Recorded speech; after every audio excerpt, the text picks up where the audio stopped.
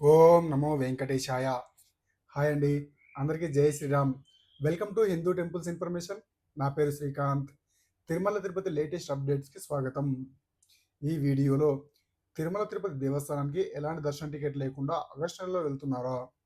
అయితే కొండ కింద ప్రతిరోజు ఇచ్చే ఎస్ఎస్డి సర్వదర్శన్ టోకెన్స్ మరియు దివ్య దర్శన్ టోకెన్స్ ప్రస్తుతం ఏ సమయాల్లో ఇస్తున్నారు?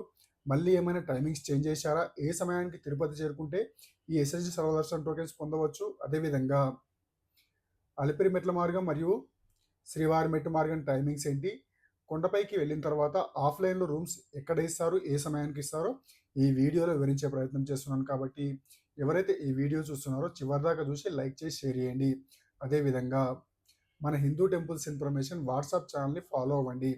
వాట్సాప్ ఛానల్లో ఈ ఎస్ఎస్డి సర్వదర్శన్ టోకెన్స్ ఎన్ని గంటలకు రిలీజ్ చేస్తున్నారో ఆ రిలీజ్ అయినప్పటి నుంచి అయిపోయే వరకు ప్రతి 15-20 నిమిషాలకు ఒకసారి అప్డేట్ ఇస్తూ ఉంటాను. కాబట్టి ఖచ్చితంగా ఫాలో అవ్వండి. వాట్సాప్ లింక్ క్రింద డిస్క్రిప్షన్లో ఇస్తాను. అదేవిధంగా కామెంట్ బాక్స్లో కూడా ఫస్ట్ కామెంట్ కింద పిన్ చేస్తాను, చెక్ చేయండి. ఇక మన హిందూ టెంపుల్స్ ఇన్ఫర్మేషన్ ద్వారా ఎప్పటికప్పుడు తిరుమల తిరుపతి లేటెస్ట్ అప్డేట్స్ అందించే ప్రయత్నం చేస్తుంది. కాబట్టి ప్రతి ఒక్కరు కూడా మన హిందూ టెంపుల్స్ ఇన్ఫర్మేషన్ ఛానల్ని సబ్స్క్రైబ్ చేసుకొని సపోర్ట్ చేయండి. ఓం నమో వెంకటేశాయ. తిరుపతికి ఎలాంటి దర్శన టికెట్ లేకుండా నేరుగా తిరుమల వెళ్ళి స్వామివారి దర్శనం చేసుకోవాలనుకునే శ్రీవారి భక్తుల కోసం ప్రతిరోజు కొండ కింద ఇచ్చే ఎస్ఎస్డి మరియు దివ్య దర్శనం అనగా వీటినే టైమ్ స్టార్టెడ్ సర్వదర్శన్ టోకెన్స్ అని పిలుస్తారు. ఈ దర్శనం టోకెన్స్ను గత వారం 10 రోజులుగా ఉదయం 10 గంటల నుంచి 11 గంటల వరకు జారీ చేసేవారండి.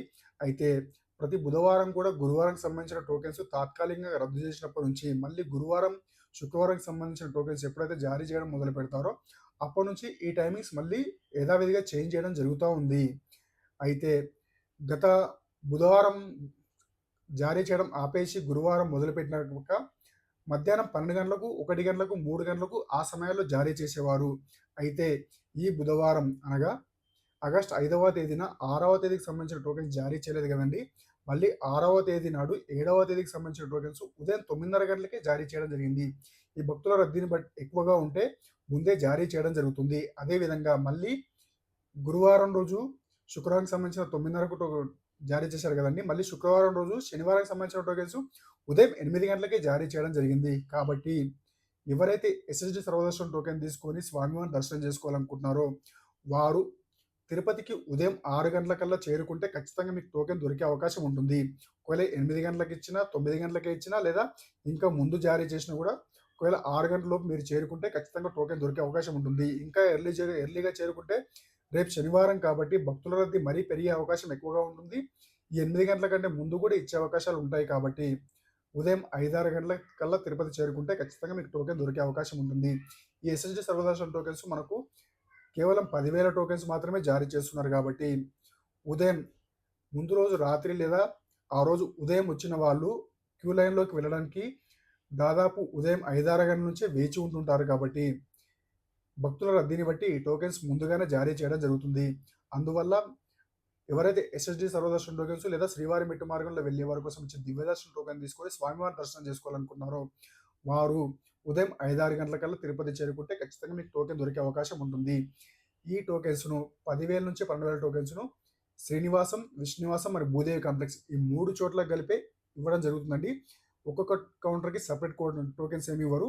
ఈ 10,000 టోకెన్స్ అనేది 3 కౌంటర్లకు కలిపే ఇవ్వడం జరుగుతుంది. అదేవిధంగా శ్రీవారి మెట్టు మార్గంలో వెళ్ళే వారి కోసం ఇచ్చే దివ్య దర్శన టోకెన్స్ ప్రతిరోజు 2,000 టోకెన్స్ జారీ చేయడం జరుగుతుంది. ఈ టోకెన్స్ను భూదేవి కాంప్లెక్స్లో ప్రత్యేకంగా ఏర్పాటు చేసిన కౌంటర్స్ ద్వారా జారీ చేయడం జరుగుతుంది. ఇక్కడ భూదేవి కాంప్లెక్స్లో శ్రీవారి మెట్టు మార్గంలో వెళ్ళే వారి కోసం ఇచ్చే దివ్య దర్శన టోకెన్స్కి ఒక కౌంటర్స్, అదేవిధంగా ఎస్ఎస్డి సర్వదర్శన్ టోకెన్స్కు మరో కౌంటర్లు ఏర్పాటు చేసి సపరేట్గా ఇవ్వడం జరుగుతుంది. కాబట్టి ఈ విషయాన్ని దృష్టిలో ఉంచుకోవాల్సిందిగా కోరుచున్నాను. ఇందులో మనకు శ్రీనివాసం తిరుపతి మెయిన్ బస్ స్టాండ్కు దగ్గరలో ఉంటుంది. విష్ణునివాసం రైల్వే స్టేషన్కి ఆపోజిట్లో ఉంటుంది.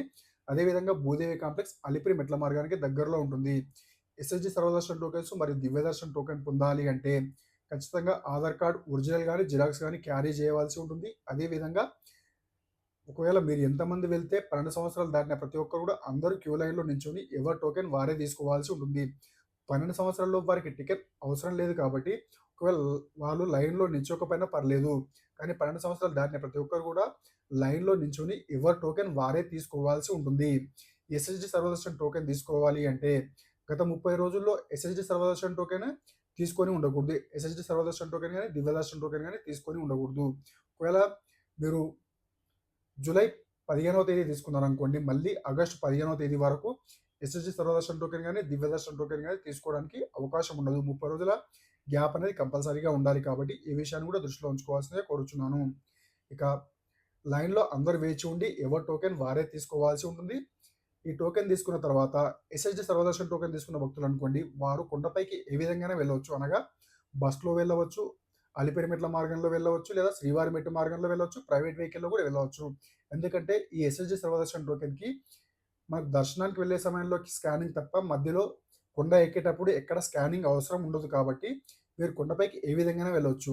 అదే భూదేవి కాంప్లెక్స్‌లో ఇచ్చే దివ్యదర్శన్ టోకెన్స్ ఎవరైతే తీసుకుంటారో వారు ఖచ్చితంగా శ్రీవారి మెట్టు మార్గంలోనే వెళ్ళవలసి ఉంటుంది. ఎందుకంటే వాళ్ళు శ్రీవారి మెట్టు మార్గంలో 1200 మెట్టు దగ్గర వారు తీసుకున్న టోకెన్‌ను స్కానింగ్ చేయించాల్సి ఉంటుంది కాబట్టి దివ్యదర్శన్ టోకెన్ తీసుకున్న భక్తులు ఖచ్చితంగా శ్రీవారి మెట్టు మార్గంలోనే వెళ్ళి 1200 మెట్టు దగ్గర స్కానింగ్ చేయించాల్సి ఉంటుంది.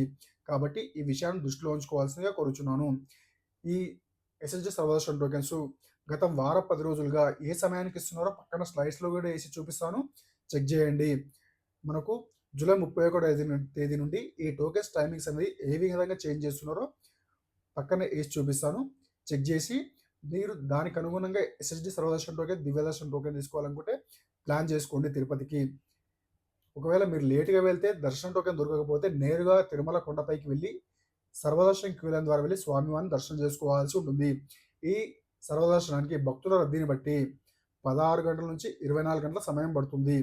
ఒకవేళ మీరు వీకెండ్స్‌లో ఎళ్లారనుకోండి 20-24 గంటలు పడుతుంది. అదే వీక్ డేస్ అనగా సోమవారం నుంచి బుధవారం, గురువారం వరకు మనకు 16-18 గంటల సమయం పట్టే అవకాశం ఉంటుంది.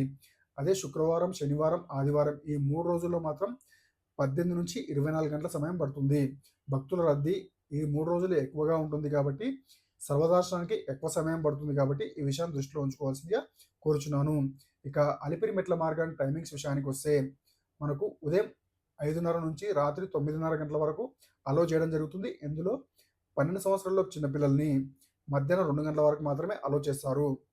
అదే శ్రీవారి మెట్టు మార్గం విషయానికి వస్తే ఉదయం 6 గంటల నుంచి సాయంత్రం 6 గంటల వరకు అలో చేస్తారు. ఇక్కడ కూడా 12 సంవత్సరాలలోపు చిన్నపిల్లల్ని మధ్యాహ్నం 2 గంటల వరకు మాత్రమే అలో చేయడం జరుగుతుంది.